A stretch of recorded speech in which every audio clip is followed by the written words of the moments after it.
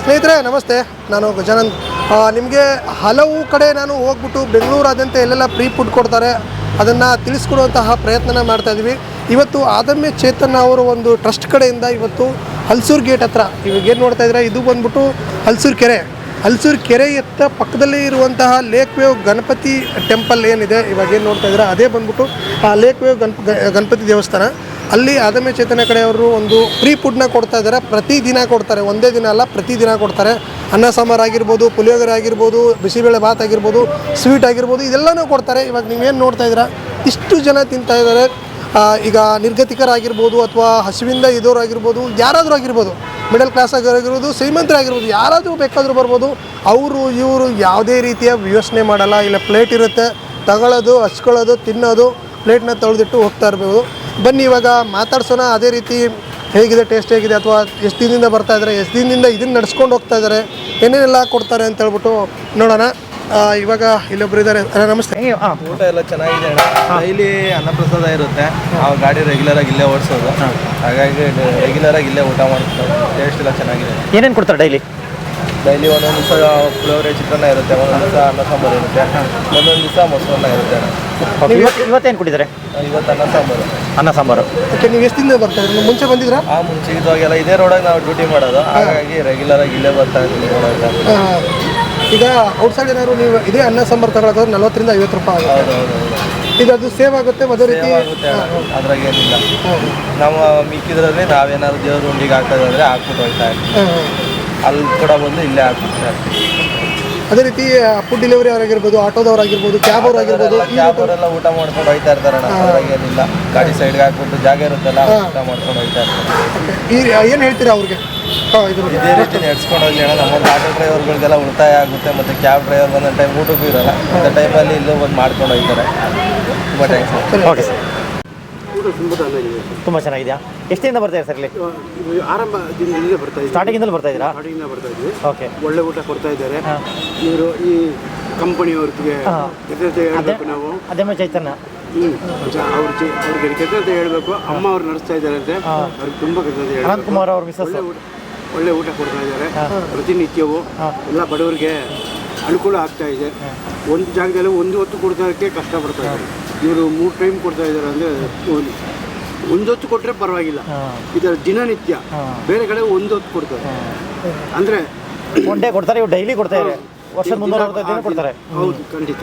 ಅದೇ ಇವ್ರದ್ದು ಅಲ್ಲ, 5-6 ಕಡೆ ಕೊಡ್ತಾ ಇದ್ದಾರೆ. ಅದೇ ಕೊಡ್ತಾ ಕೊಳ್ಳಿ ಇನ್ನೂ ಅದ್ಭುತವಾಗಿ ಕೊಳ್ಳಿ. ಸಂತೋಷ. ನೀವು ಎಷ್ಟು ವರ್ಷದಿಂದ ಇಲ್ಲಿ ಬರ್ತಾ ಇದ್ದೀರಾ? ಗೊತ್ತಿಲ್ಲ. ಇಲ್ಲಿ ಪ್ರಾರಂಭದಿಂದಲೇ ಬರ್ತಾರೆ. ಸ್ಟಾರ್ಟಿಂಗಿಂದ ಬರ್ತಾರೆ. ದಿನ ಬರ್ತೀರಾ? ದಿನ ಬರ್ತೀವಿ. ಏನೇನೆಲ್ಲ ಕೊಡ್ತಾರೆ ಇಲ್ಲಿ? ಒಳ್ಳೆ ಊಟ ಕೊಡ್ತಾರೆ. ಬಿಸಿಬೇಳೆ ಭಾತು, ಮೊಸರನ್ನ, ಪೊಂಗಲ್ಲು, ಮತ್ತು ಸಿಹಿ ಊಟಗಳು ಅದು ಕೊಡ್ತಾರೆ. ಸ್ವೀಟ್ ಗಿಟ್ ಕೊಡ್ತಾ ಇರ್ತಾರೆ? ಸ್ವೀಟು ಕೊಡ್ತಾರೆ. ಭಕ್ತಾದಿಗಳು ಬಂದರೆ ಅವರು ಬಾಳೆಹಣ್ಣು, ಲಾಡು ಅದೆಲ್ಲ ನಮಗೆ ಕೊಡ್ತಾರೆ. ಈ ರೀತಿ ಕೊಡೋದ್ರಿಂದ ಒಬ್ಬರಿಗೆ ಒಂದು ತುಂಬ ಅನುಕೂಲ ಆಗಿದೆ. ಅವ್ರಿಗೆ ಕೃತಜ್ಞತೆ ಹೇಳಬೇಕು. ನೀವೇನು ಮಾಡ್ಕೊಂಡಿರೋದು? ನಾನು ಬಣ್ಣದ ಕೆಲಸ ಮಾಡ್ತಾ ಇದ್ದೀನಿ, ಪೇಂಟ್. ಓಕೆ ಸರ್, ತುಂಬ ಸಂತೋಷ. ಓಕೆ, ಈ ಕಂಪನಿಯವ್ರಿಗೆ, ನಿಮಗೆ ಎಲ್ಲರಿಗೂ ಧನ್ಯವಾದಗಳು. ಬಾಗಲಕೋಟೆಗೆ ಇಲ್ರಿ? ಚಿಕ್ಕದಾಪುರ. ಊಟ ಮಾಡ್ರಿ? ಊಟ ಆಯ್ತು. ಹೆಂಗೈತಿ? ಚೆನ್ನಾಗೈತೆ. ಇವತ್ತ ಬಂದಿರಾ? ಡೈಲಿ ಬರ್ತೀನಿ. ದಿನ ಬರ್ತೀರಾ? ಏನೇನು ಕೊಡ್ತಾರೆ? ಅನ್ನ ಸಾಂಬಾರು, ಮೊಸರು. ನೀವೆಲ್ಲಿರೋದ್ರಿ? ನಾವು ನಾಗರಬಾಯಿ. ಊಟ ಎಲ್ಲ ಹೇಗಿದೆ? ಇಲ್ಲಿ ಬಂದಿದ್ದು ಇಲ್ಲಿ ಕೆಲ್ಸಕ್ಕೆ ಬರ್ತೀನಿ. ಕೆಲ್ಸಕ್ಕೆ ಬರ್ತೀರಿ? ಮಧ್ಯಾಹ್ನ ಬರ್ತೀರಿ? ಊಟ ಎಲ್ಲ ಹೇಗಿತ್ತು? ಚೆನ್ನಾಗಿತ್ತು. ಚೆನ್ನಾಗಿದೆಯಾ?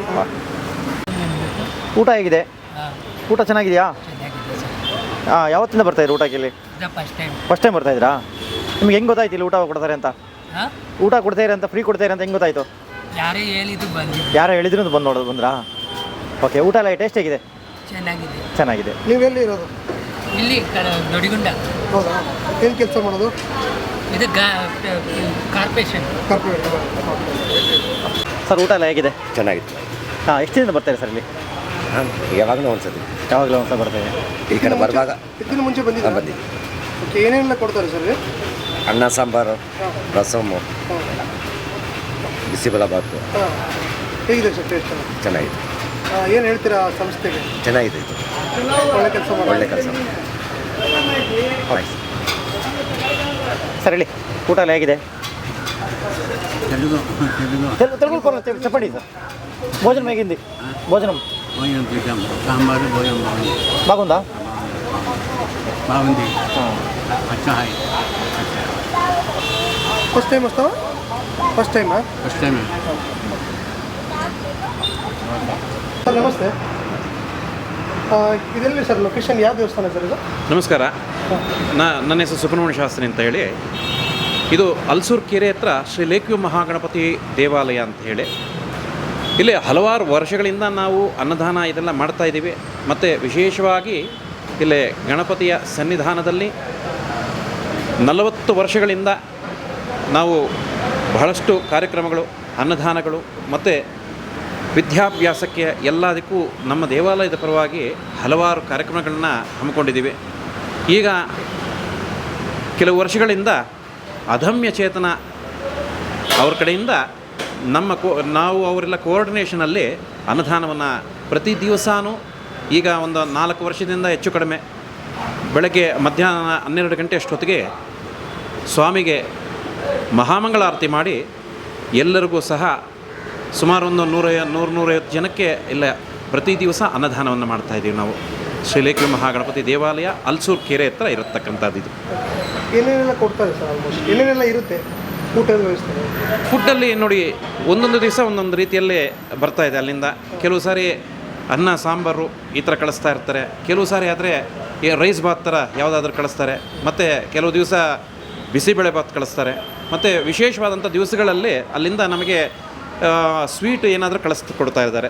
ಪಾಯಸ ಇರ್ಬೋದು, ಇಲ್ಲ ಯಾವುದಾದ್ರೂ ಒಂದು ರೀತಿಯಲ್ಲಿ ವ್ಯವಸ್ಥೆ ಮಾಡಿಕೊಡ್ತಾ ಇದ್ದಾರೆ ಅಲ್ಲಿಂದ.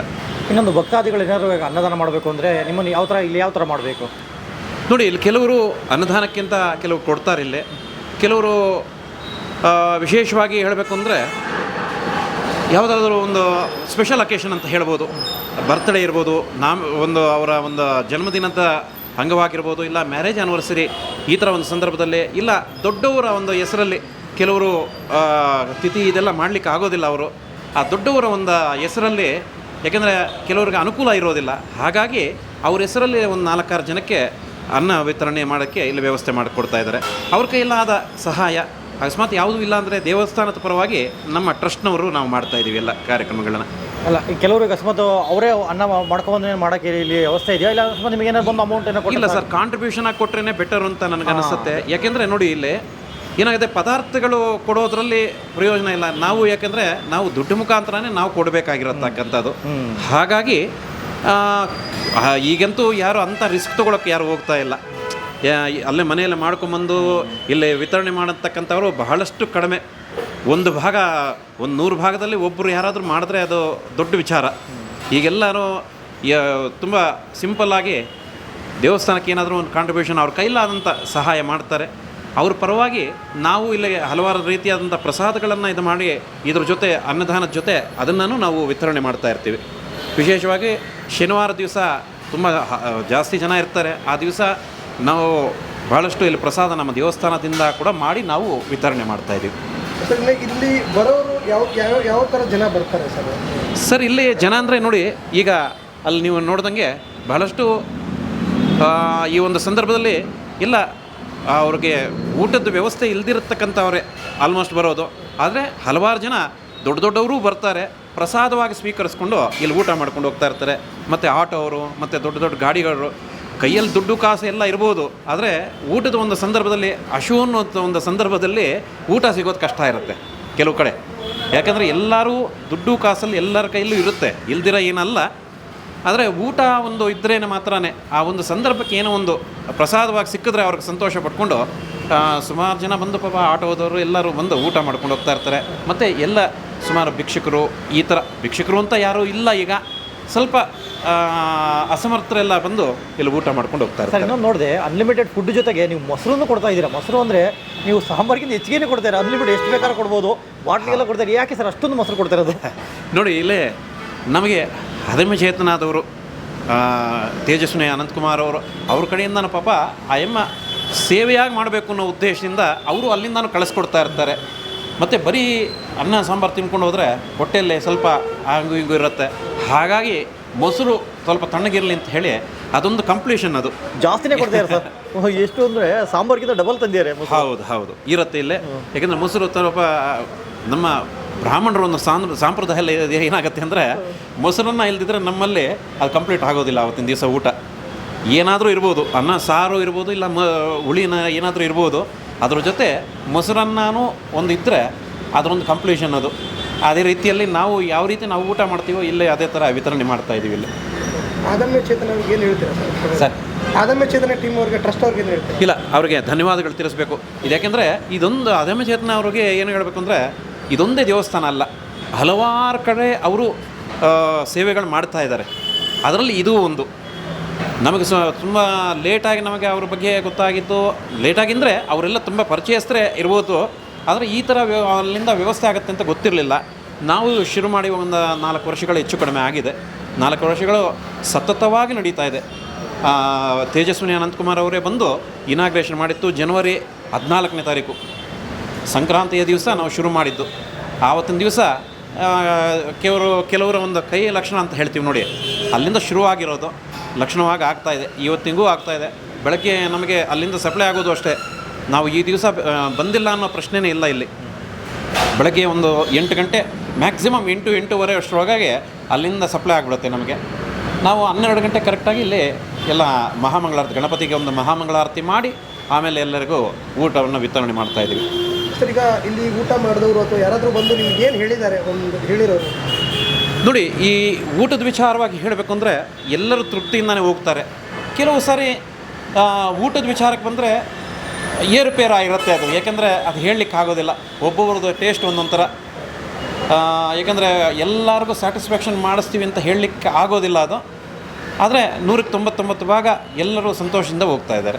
ಯಾಕೆಂದರೆ ಎಲ್ಲರೂ ಕೆಲವು ಸಾರಿ ರಿಪೀಟಾಗಿ ಬರ್ತಾ ಇರ್ತಾರೆ, ಪ್ರತಿ ದಿವಸನೂ ಬಂದು ಊಟ ಮಾಡ್ಕೊಂಡು ಹೋಗ್ತಾ ಇರ್ತಾರೆ. ಹಾಗಾಗಿ ಎಲ್ಲ ಚೆನ್ನಾಗಿದೆ ಅಂತ ನಮಗೆ ಫೀಡ್ಬ್ಯಾಕ್ ಬಂದಿರೋದು 99.9% ಎಲ್ಲ ಚೆನ್ನಾಗಿದೆ ಅಂತ ಹೇಳಿ ಫೀಡ್ಬ್ಯಾಕ್ ಬಂದಿದೆ. ಓಕೆ ಸರ್, ತಮ್ಮ ಹೆಸರು ಸರ್? ನನ್ನ ಹೆಸರು ಸುಬ್ರಹ್ಮಣ್ಯ ಶಾಸ್ತ್ರಿ ಅಂತ ಹೇಳಿ, ನಾನು ಪ್ರಧಾನ ಅರ್ಚಕರು ಶ್ರೀಲೇಖಿ ಮಹಾಗಣಪತಿ ದೇವಾಲಯ. ನಾನು ನಮ್ಮ ಸಹೋದರರು, ನಮ್ಮಣ್ಣ ಮತ್ತು ನಮ್ಮ ತಂದೆಯವರು ಎಲ್ಲರೂ ಇಲ್ಲಿ ಸೇವೆ ಮಾಡ್ತಾಯಿದ್ದೀವಿ. ನಮ್ಮ ತಂದೆಯವರೇ ದೇವಸ್ಥಾನ ಪ್ರತಿಷ್ಠಾಪನೆ ಮಾಡಿದ್ದು. ಅಂದಿನಿಂದ ಅಷ್ಟೇ 1986ರಲ್ಲಿ ಪ್ರತಿಷ್ಠಾಪನೆ ಆಗಿದ್ದು. ಆವತ್ತಿನಿಂದ ಇವತ್ತಿನವರೆಗೂ ಅಷ್ಟೇ ಗಣಪತಿಯ ಅನುಗ್ರಹ ಬಹಳಷ್ಟು ಎಲ್ಲರಿಗೂ ಆಗಿದೆ. ಇಲ್ಲೇ ಗಣಪತಿ ಹತ್ರ ಇಲ್ಲಿ ಬಂದವ್ರಿಗೆಲ್ಲ 100ಕ್ಕೆ 100 ಭಾಗ ಅವರ ಪ್ರಾರ್ಥನೆ ಏನಿದೆಯೋ ಎಲ್ಲನೂ ಆ ಗಣಪತಿ ಅನುಗ್ರಹದಿಂದ ಎಲ್ಲರಿಗೂ ನೆರವೇರಿದೆ. ಹಾಗಾಗಿ ಹಲವಾರು ಜನ ದೇಶ ಬಿಟ್ಟು ದೇಶಕ್ಕೆ ಹೋಗಿದ್ರೂ ಸರಿ, ಇಲ್ಲಿ ಬಂದಿದ್ದ ತಕ್ಷಣ, ಬೆಂಗಳೂರಿಗೆ ಬಂದಿದ್ದ ತಕ್ಷಣ ಮೊದಲನೇದಾಗಿ ಗಣಪತಿ ಹತ್ರ ಬರ್ತಾರೆ. ಅದೊಂದೇ ಅಲ್ದಿರ ಇಲ್ಲಿ ಗಾಡಿ ಪೂಜೆಗಳು, ಹೊಸ ವೆಹಿಕಲ್ಸ್ ಏನಾದ್ರು ತೊಗೊಂಡಾಗ ವಿಶೇಷವಾಗಿ ನಡೀತಾ ಇರುತ್ತೆ. ಇಲ್ಲಿ ಎಲ್ಲರೂ ಸಹ ಬೆಂಗಳೂರಲ್ಲಿ ಇರ್ತಕ್ಕಂಥವ್ರು ಲೋಕಲಲ್ಲಿ ಎಲ್ಲೇ ಇರಲಿ ಬಂದು ಇಲ್ಲಿ ಗಣಪತಿ ಹತ್ರ ಒಂದು ಪೂಜೆ ಮಾಡಿಕೊಂಡು ಗಣಪತಿಯ ಒಂದು ಆಶೀರ್ವಾದ ಪಡ್ಕೊಂಡು ಹೋಗ್ತಾ ಇದ್ದಾರೆ. ಲೊಕೇಶನ್ ಹೇಳ್ಬಿಡಿ ಸರ್. ಸರ್, ಇದು ಹಲಸೂರು ಕೆರೆ ಹತ್ರ ಗಣಪತಿ ವಿಸರ್ಜನೆ ಎಲ್ಲ ಮಾಡ್ತಾ ಇರ್ತೀವಿ. ಅದು ಎದುರುಗೆ ಇಲ್ಲ ಗಣಪತಿ ದೇವಸ್ಥಾನ ಇರೋದು. ಏನು ಇಲ್ಲಿ ಲೊಕೇಶನ್ ಅಂತ ಹೇಳ್ತಕ್ಕಂಥದ್ದು ಏನೂ ಇಲ್ಲ. ಇಲ್ಲ ಹಲಸೂರು ಕೆರೆ ಹತ್ರ ಬಂದಿದ್ದ ತಕ್ಷಣ ಮೊದಲನೇದಾಗಿ ಗಣಪತಿನೇ. ಯಾಕೆಂದರೆ ಮೊದಲನೇ ಪೂಜೆ ಆಗಬೇಕಾಗಿರೋದು ಗಣಪತಿಗೆ. ಇಲ್ಲ ಈ ಏರಿಯಾಗೆ ಎಂಟ್ರಿ ಆಗಿದ ತಕ್ಷಣವೇ ಗಣಪತಿನೇ ಇಲ್ಲಿ ಅನುಗ್ರಹ ಮಾಡ್ತಾ ಇದ್ದಾರೆ. Okay sir. ಓಕೆ ಸರ್, ತುಂಬ ಒಳ್ಳೆಯದು. ಧನ್ಯವಾದ ಸರ್. ನಮಸ್ಕಾರ.